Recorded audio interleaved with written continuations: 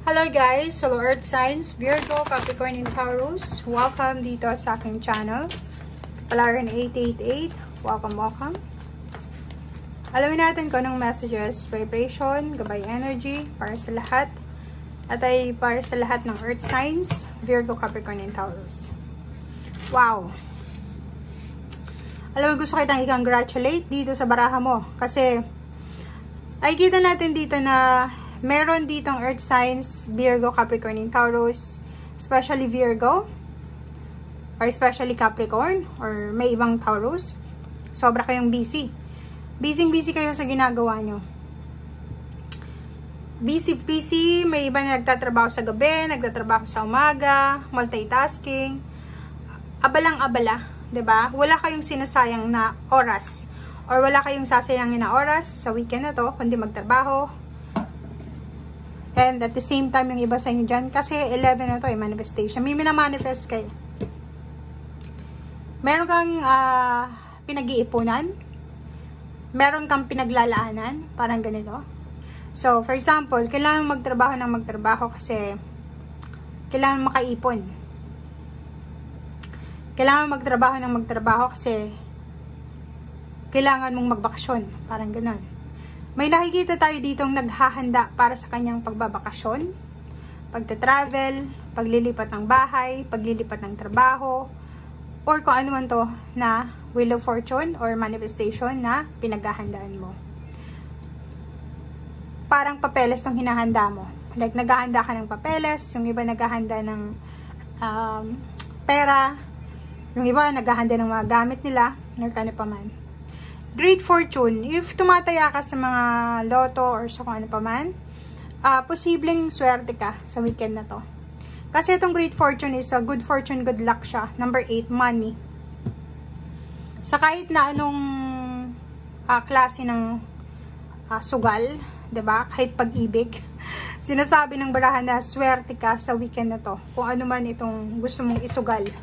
Pero financially, nakikita natin dito na maraming unexpected na income, maraming unexpected na windfall ng money or swerte sa buhay mo ang pwedeng dumating sa'yo.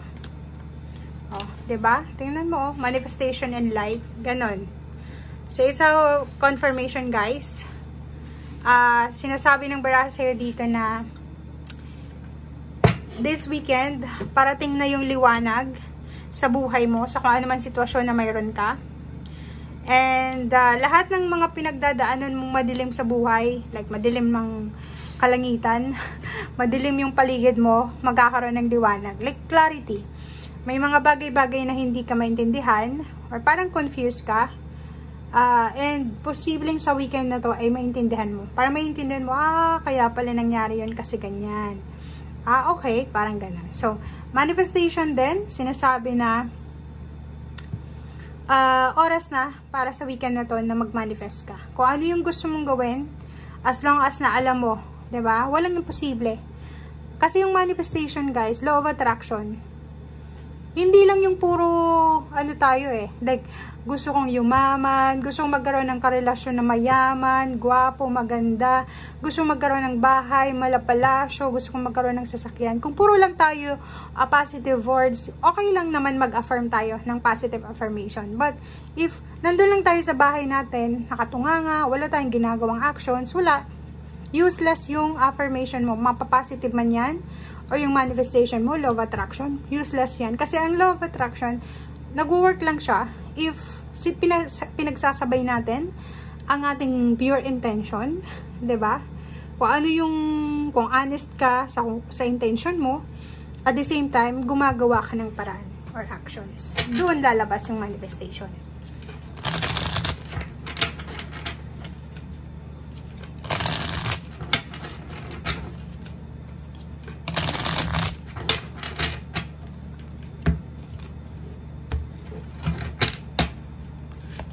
Okay, Wheel of Fortune, so yun. Ang weekend na to is punong-puno ng pagbabago. Positive change, positive transition sa buhay mo. Yun na nga, may manifestation, may light, good fortune, money, manifestation, double manifestation, travel, or kung ano man to, Earth signs, you're super lucky. Kasi, may celebration na posibleng i-celebrate ka this weekend. Kasi, may transition na nangyari.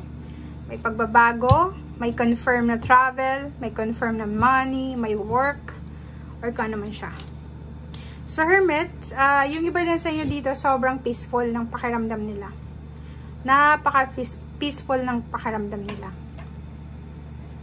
Kasi, alam nila na parating na. Alam din nila sa sarili nila na kung ano man itong tinatrabaho nila, may kahihinat na dito. So, nasa hermit mode ka, hinahanap mo dati yung liwanag, yung clarity, diba? Hinahanap mo dati yung sagot sa mga katanungan mo.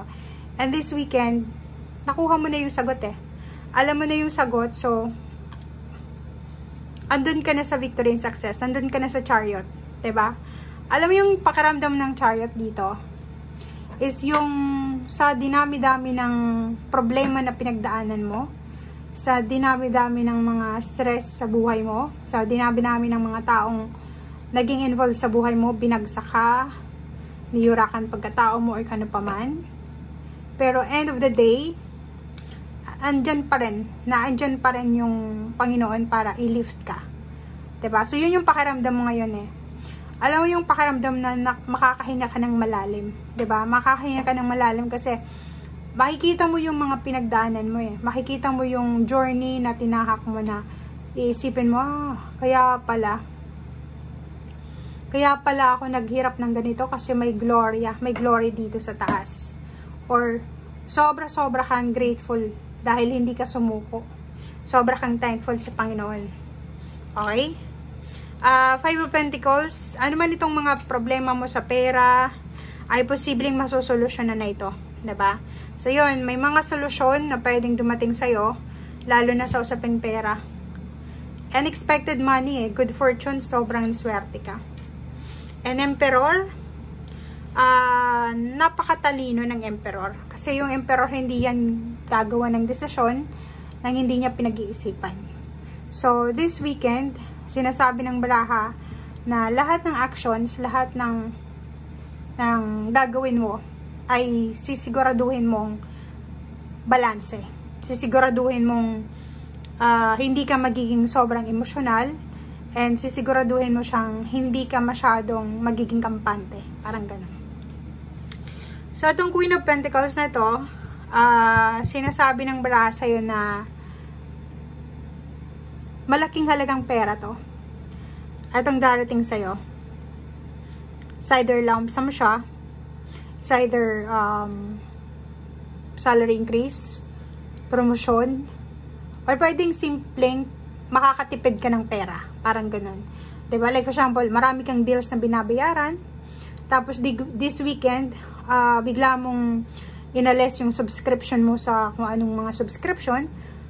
Parang ano ka din yun, Emperor. Napaka-wise mo and magigain ka ng money. Kasi diba, instead na magbabayad ka ng money or ng bills na yan, every month, kung aalisin mo na siya, diba, makakatipid ka. Sorry. So, yun guys ang sinasabi ng baraha. Maraming salamat. Bye!